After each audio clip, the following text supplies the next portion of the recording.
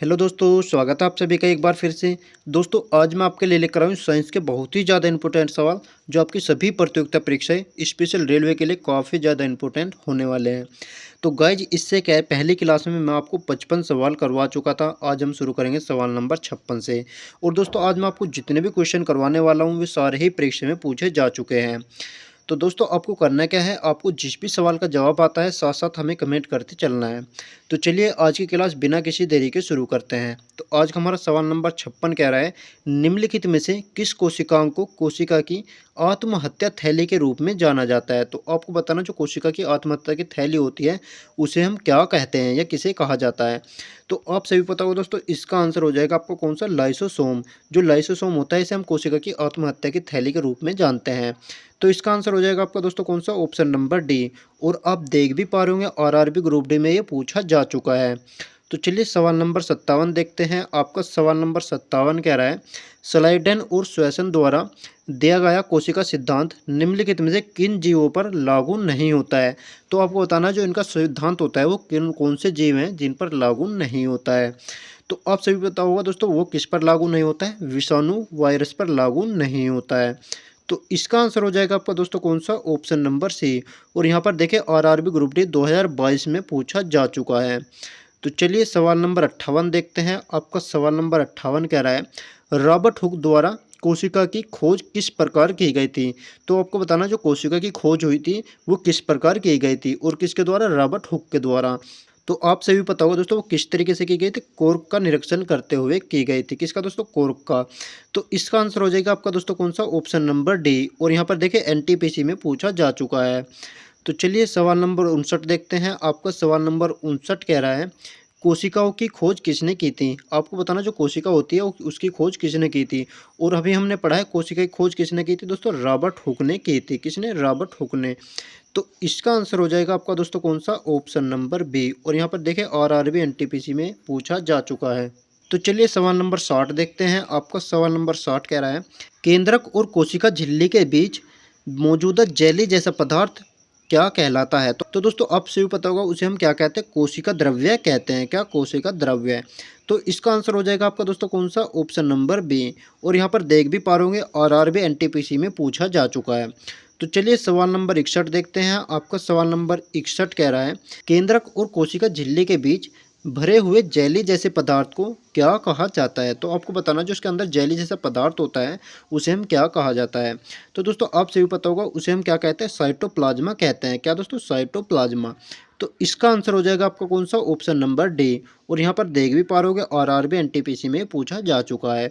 तो चलिए सवाल नंबर 62 देखते हैं। आपका सवाल नंबर 62 कह रहा है, साइटोप्लाज्मा एक जेली जैसा द्रव्य होता है जो मौजूद होता है। ये किसके अंदर मौजूद होता है। तो दोस्तों, अभी हमने पढ़ा है ये किसके अंदर मौजूद होता है, केंद्रक और कोशिका झिल्ली के बीच मौजूद होता है। तो इसका आंसर हो जाएगा आपका कौन सा, ऑप्शन नंबर डी। तो चलिए सवाल नंबर 63 देखते हैं। आपका सवाल नंबर 63 कह रहा है, पानी की कमी के कारण कोशिका के संकुचित होकर कोशिका भित्ति से अलग होने की प्रक्रिया को कहा जाता है। तो आपको बताना, इस प्रक्रिया को क्या कहा जाता है। तो आप सभी को पता होगा इस प्रक्रिया को हम क्या कहते हैं, प्लाज्मोलिसिस कहते हैं। क्या दोस्तों, प्लाज्मोलिसिस। तो इसका आंसर हो जाएगा आपका कौन सा, ऑप्शन नंबर डी। और यहाँ पर देखिए एनटीपीसी में पूछा जा चुका है। तो चलिए सवाल नंबर 64 देखते हैं। आपका सवाल नंबर 64 कह रहा है, किसको कोशिका के पावर हाउस के रूप में जाना जाता है। तो आपको बताना, पावर हाउस किसे कहा जाता है, कोशिका का। तो दोस्तों, आप सभी पता होगा कोशिका का पावर हाउस किसे कहते हैं, माइटोकॉन्ड्रिया को कहा जाता है। किसको, माइटोकॉन्ड्रिया को। तो इसका आंसर हो जाएगा आपका दोस्तों कौन सा, ऑप्शन नंबर बी। और यहाँ पर देखें एनटीपीसी में पूछा जा चुका है। तो चलिए सवाल नंबर 65 देखते हैं। आपका सवाल नंबर 65 कह रहा है, कोशिकाओं का वह बाह्यतम आवरण कौन सा है जो कोशिका के अवयवों को उसके बाह्य अवतरण से अलग करता है, मतलब उनसे अलग करता है। तो दोस्तों, आप सभी पता होगा उसे हम क्या कहते हैं, प्लाज्मा झिल्ली कहते हैं। क्या दोस्तों, प्लाज्मा झिल्ली, जो इन्हें अलग करता है। तो इसका आंसर हो जाएगा आपका दोस्तों कौन सा, ऑप्शन नंबर ए। और यहाँ पर देखिए एनटीपीसी में पूछा जा चुका है। तो चलिए सवाल नंबर 66 देखते हैं। आपका सवाल नंबर 66 कह रहा है, इक्वेटोरियन प्लेट पर कोशिका के केंद्रक में गुणसूत्रों का संरेखन माइटोसिस के किस कारण या किस चरण के गठन करता है। तो आप सभी पता होगा दोस्तों उसे हम क्या कहते हैं, मेटाफेज कहते हैं। क्या दोस्तों, मेटाफेज। तो इसका आंसर हो जाएगा आपका कौन सा, ऑप्शन नंबर सी। तो चलिए सवाल नंबर 67 देखते हैं। आपका सवाल नंबर 67 कह रहा है, स्वतंत्र अस्तित्व के सक्षम जीवों की सबसे छोटी इकाई क्या होती है? तो आपको बताना जो जीव होते हैं इनकी सबसे छोटी इकाई क्या होती है? तो आपसे भी पता होगा दोस्तों, सबसे छोटी इकाई क्या होती है? कोशिका होती है।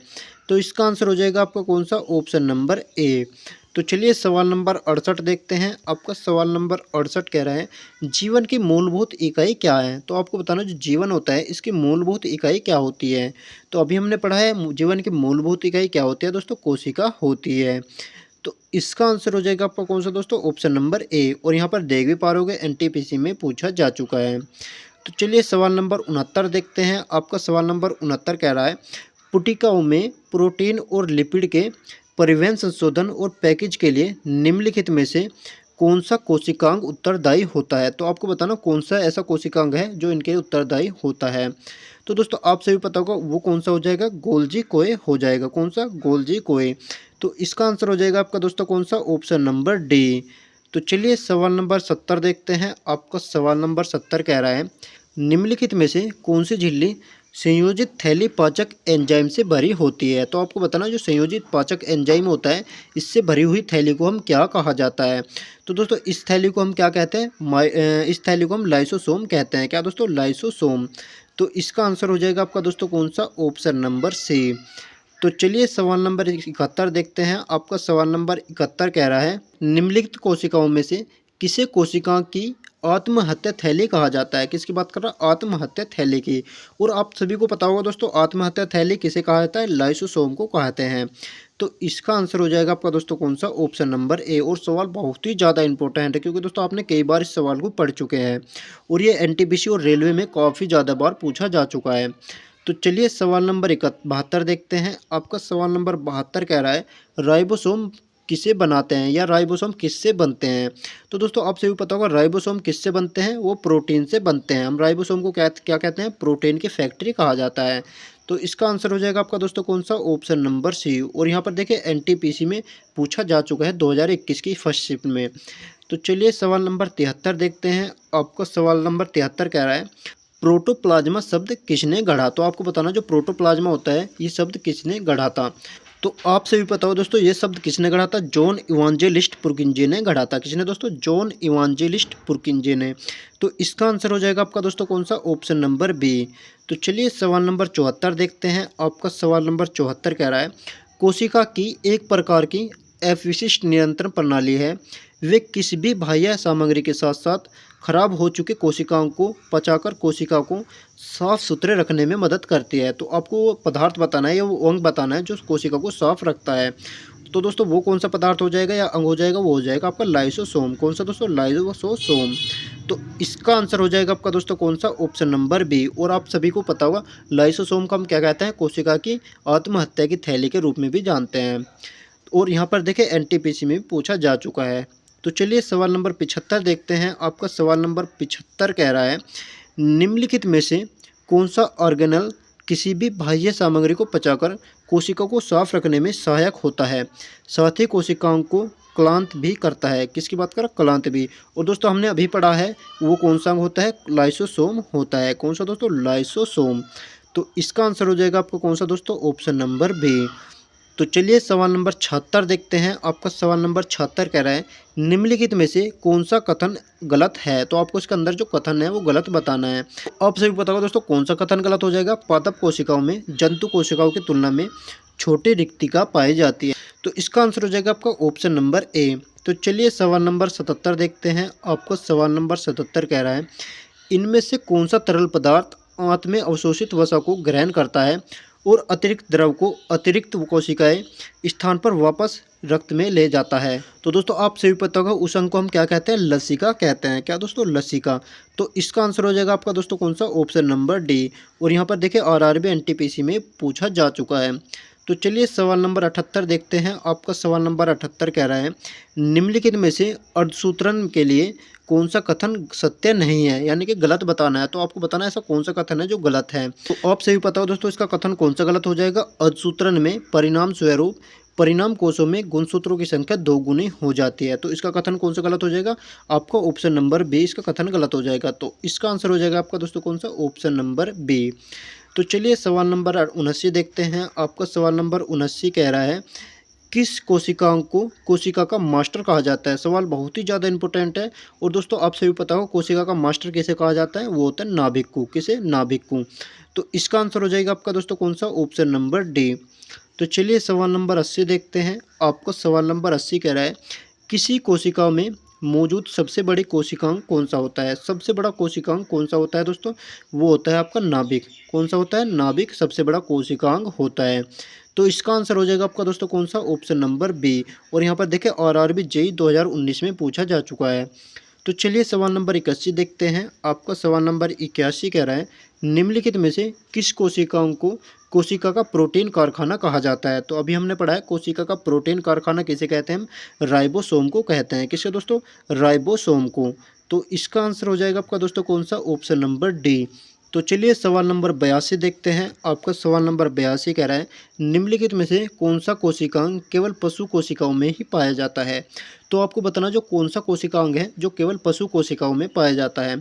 तो दोस्तों वो कौन सा हो जाएगा? वो हो जाएगा आपका लाइसोसोम। जो लाइसोसोम होता है वो केवल पशु कोशिकाओं में ही पाया जाता है।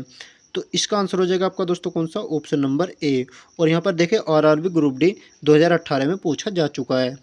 तो चलिए सवाल नंबर 83 देखते हैं। आपका सवाल नंबर 83 कह रहा है, शरीर में लगी चोट की मरम्मत के लिए किस प्रकार के सेल विभाजित का प्रयोग किया जाता है। तो आपको बताना जो शरीर में चोट लगती है उनका विभाजन करने के लिए किस सेल का प्रयोग किया जाता है। तो दोस्तों आपसे भी पता होगा वे कौन सी हो जाएगी? केवल समसूत्रण सेल हो जाएंगी। कौन सी? समसूत्रण सेल। तो इसका आंसर हो जाएगा आपका दोस्तों कौन सा? Option number A. तो चलिए सवाल नंबर 84 देखते हैं। आपका सवाल नंबर 84 कह रहा है, एक पशु के शरीर की सबसे बड़ी कोशिका इनमें से कौन सी है। तो आपको बताना जो पशु के शरीर होता है इसमें सबसे बड़ी कोशिका कौन सी होती है। तो दोस्तों वो हो जाएगी आपकी कौन सी? न्यूरॉन। जो न्यूरॉन होते हैं वो पशु के ये शरीर में सबसे बड़ी कोशिका होती है। तो इसका आंसर हो जाएगा आपका दोस्तों कौन सा? Option number B. तो चलिए सवाल नंबर 85 देखते हैं। आपका सवाल नंबर 85 कह रहा है, निम्नलिखित में से कौन सा कोशिका में अधिक मात्रा में होने वाला अणु होता है। किसकी मात्रा? कोशिकाओं में। और आप सभी पता होगा दोस्तों कोशिका में सबसे ज़्यादा क्या पाया जाता है? जल पाया जाता है। क्या दोस्तों? जल। तो इसका आंसर हो जाएगा आपका कौन सा? Option number A. तो चलिए सवाल नंबर 86 देखते हैं। आपका सवाल नंबर 86 कह रहा है, कोशिका सिद्धांत निम्नलिखित में किस पर लागू नहीं होता है। तो आपको बताना जो कोशिका सिद्धांत होता है वो किस पर लागू नहीं होता है। तो दोस्तों आप सभी पता होगा वो किस पर लागू नहीं होता है? विषाणु यानी वायरस पर लागू नहीं होता है। तो इसका आंसर हो जाएगा आपका दोस्तों कौन सा? Option number D. तो चलिए सवाल नंबर 87 देखते हैं। आपका सवाल नंबर 87 कह रहा है, निम्नलिखित को सम्मिलित करें। तो आपको बताना है इन्हें सम्मिलित करना है, इन्हें मिलान करना है। तो लाइसोसोम को हम क्या कहते हैं? आत्महत्या की थैली कहा जाता है। अगर हम बात करें डीएनए की तो डीएनए क्या होता है दोस्तों? गुणसूत्र पाए जाते हैं। और अगर हम बात करें माइटोकॉन्ड्रिया की तो माइटोकॉन्ड्रिया को क्या कहा जाता है? कोशिका का पावर हाउस कहा जाता है। तो इन सभी का आंसर हो जाएगा आपका दोस्तों कौन सा? Option number B. तो चलिए सवाल नंबर 89 देखते हैं। आपका सवाल नंबर 88 कह रहे हैं, कोशिका प्रक्रियात्मक क्रियाओं का नियंत्रण कौन करता है। तो आपको बताना इनका जो नियंत्रण करता है वो कौन करता है। तो दोस्तों आपसे भी पता होगा कोशिका का नियंत्रण कौन करता है? केंद्रक करता है। तो इसका आंसर हो जाएगा आपका दोस्तों कौन सा? Option number D. तो चलिए सवाल नंबर 89 देखते हैं। आपका सवाल नंबर 89 कह रहे हैं, समसूत्री विभाजन के चरण का नाम बताइए जिसके दौरान विभाजित सेल के गुणसूत्र मध्य रेखा पर स्थित होते हैं। किसकी बात करें? मध्य रेखा पर स्थित होते हैं। तो उसे हम क्या कहते हैं दोस्तों? उसे कहते हैं मेटाफेज। क्या कहते हैं दोस्तों? मेटाफेज। तो इसका आंसर हो जाएगा आपका कौन सा? Option number C. तो गाइज आज की क्लास हम यहीं पर समाप्त करने वाले हैं क्योंकि आज मैं आपको 89 सवाल करवा चुका हूं। आपको इन 89 सवालों में से कितने सही आए हैं हमें कमेंट बॉक्स में ज़रूर बताना है। और दोस्तों आज की क्लास आपको कैसी लगी? अगर क्लास अच्छी लगी हो तो इस वीडियो को लाइक कर दीजिए और साथ ही हमारे चैनल को सब्सक्राइब करके बेल आइकन को भी दबा दीजिए ताकि आने वाली वीडियो का नोटिफिकेशन आपको समय से मिलता रहे। तो गाइज हम कल नया चैप्टर शुरू करेंगे जिसका नाम है पादप कोशिकाएं। तो चलिए मिलते हैं कल को नए चैप्टर के साथ। तब तक के लिए धन्यवाद।